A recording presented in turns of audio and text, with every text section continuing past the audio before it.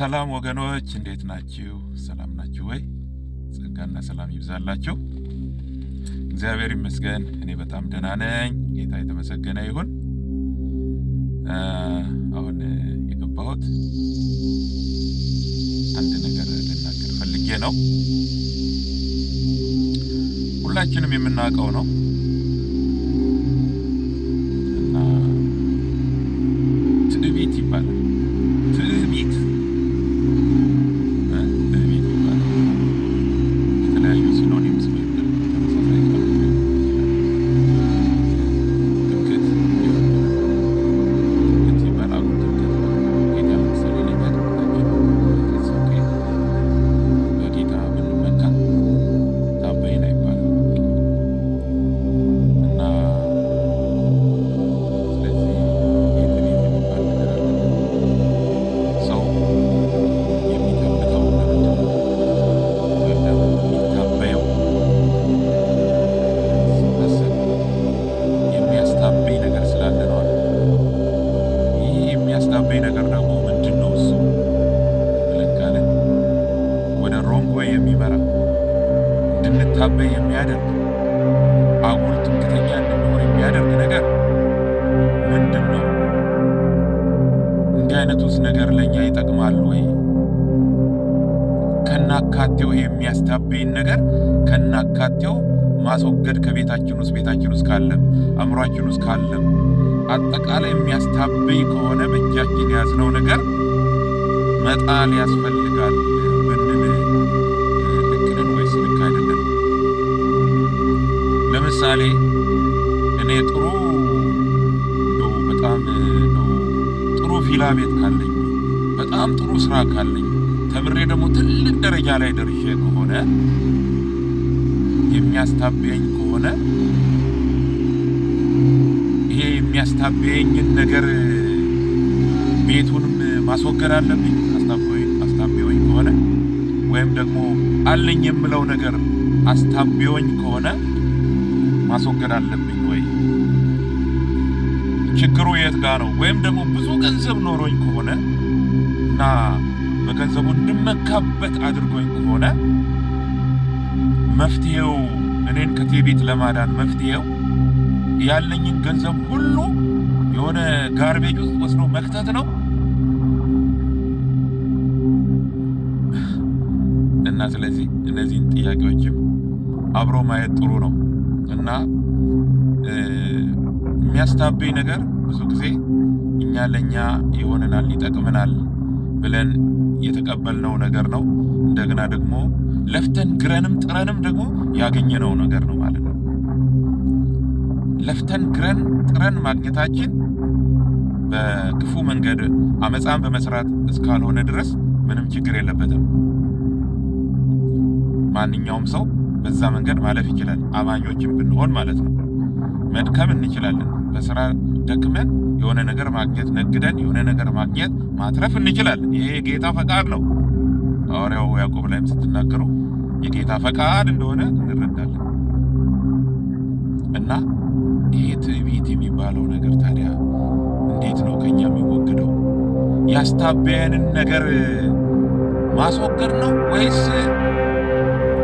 የማይታበይ ማንነት በውስጣችን እንዲፈጠር መፍቀር ነው? እኔ እንደሚገባኝ ለሁላችሁ ግልጽ ይሆናል ብዬ እንደማስበው ሲምፕል ስለሆነ ማለት ነው። ብዙ የተወሳሰበ ሪያሊቲ ስላይደለ እንደ እግዚአብሔር ቃል ትዕቢትን የማስወገጃ መንገድ እኔነትን መካድ ነው። እኔነትን መካድ ነው። ይሄ የሚያስታበየንን እኔነት መካድ ነው። አሮጌ ማን ነው የሚታበየው ብላችሁ ካላችሁ አሮጌ ማንነት ነው።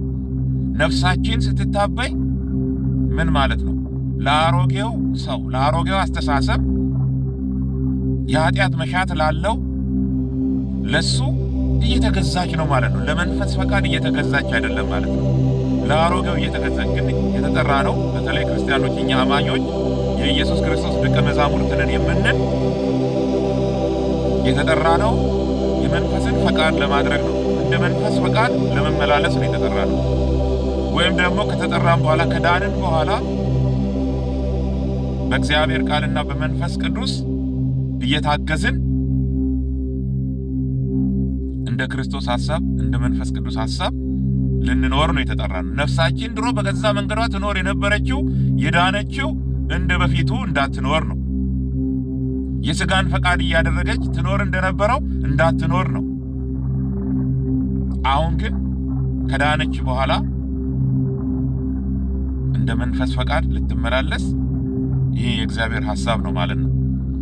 ስለዚህ መሰራት ያለበት እኛ ላይ ነው፣ እኛነታችን ላይ ነው፣ አይደንቲቲያችን ላይ ነው መሰራት ያለበት። የጌታ ኢየሱስ ክርስቶስ ዓላማም ወደዚህ ምድር ሲመጣ ይሄንን አሮጌ ሰው የሥጋ መሻት ያለውን አሮጌ ሰው አቅም ሊሰጠው አይደለም የመጣው። አቅም ሰጥቶት በእግዚአብሔር መንገድ እንዲሄድ አይደለም የመጣው ጌታ ኢየሱስ ክርስቶስ። እሱን ሊገል ነው የመጣው። አሮጌውን ሰው ነፍሳችንን ወደ ጥፋት ይመራ የነበረ በእርሷ ላይ ተጽዕኖ ያደርግ የነበረ በእርሷ ላይ ጌታ ሆኖ ይነዳት የነበረ አሮጌ ሰው ይባላል። እሱን ሊገል ነው የመጣው። ከዚህም የተነሳ የኛ የአሮጌው ሰው የተባለው ከክርስቶስ ኢየሱስ ጋር እንደተሰቀለ እናውቃለን ተብሎ ተጻፈ። ጌታ ኢየሱስ ክርስቶስ መስቀል ላይ ተሰቅሎ ዋጋ ሲከፍል ስለኛ ነፍሱን ስለኛ አሳልፎ ሲሰጥ የኛም አሮጌ ማንነት እኛ እንድንለወጥ ስለሆነ አሮጌው ማንነታችን ሁሉ ከሱ ጋር እንደተሰቀለ እናውቃለን። ያንን ሁሉ ስራ ነው የሰራው ማለት። አለበለዚያ መኖር አልችልማ፣ እንደ ፈቃዱ መኖር አንችልማ። አለበለዚያ ይሄ አሮጌው ሰው እያለን አዲስ ፍጡር መሆን አንችልማ። አሮጌውን አስወግዶ አዲስ ሰው ነው የፈጠረው። በክርስቶስ አዲስ ሆነን ተፈጥረናል ማለት ነው። እግዚአብሔር ይመስገን። እንደ ቀድሞ አይነት ኑሮ እንዳንመላለስ አዲስ ሰው መሆን አለብን ማለት ነው። አዲስ ሰው፣ ለመንፈስ ፈቃድ የሚገዛ አዲስ ነፍስ፣ ለመንፈስ ፈቃድ የሚገዛ አካል። ይሄ ስጋችን ቦዲያችን ይሄ በአይን የሚታየው ለመንፈስ ፈቃድ የሚገዛ ነፍሳችን ለመንፈስ ፈቃድ የምትገዛ ለእግዚአብሔር መንፈስ ማለት ነው። ለወንጌል ማለት ነው። ለሕይወት ቃል ማለት ነው። ለእግዚአብሔር ማለት ነው። እንዲሁም መንፈሳችን ደግሞ ለእግዚአብሔር የሚገዛ እንዲሆን ነው የተፈለገው ማለት ነው።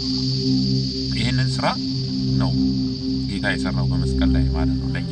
ስለዚህ የጸጋ ሚስጥርም ያለው እዚህ ላይ ነው። የእግዚአብሔር ጸጋ ነው እኛን እንደዚህ አድርጎ የሚለውጠን። በክርስቶስ ኢየሱስ አዲስ ፍጡር ያደረገን የእግዚአብሔር ጸጋ ነው።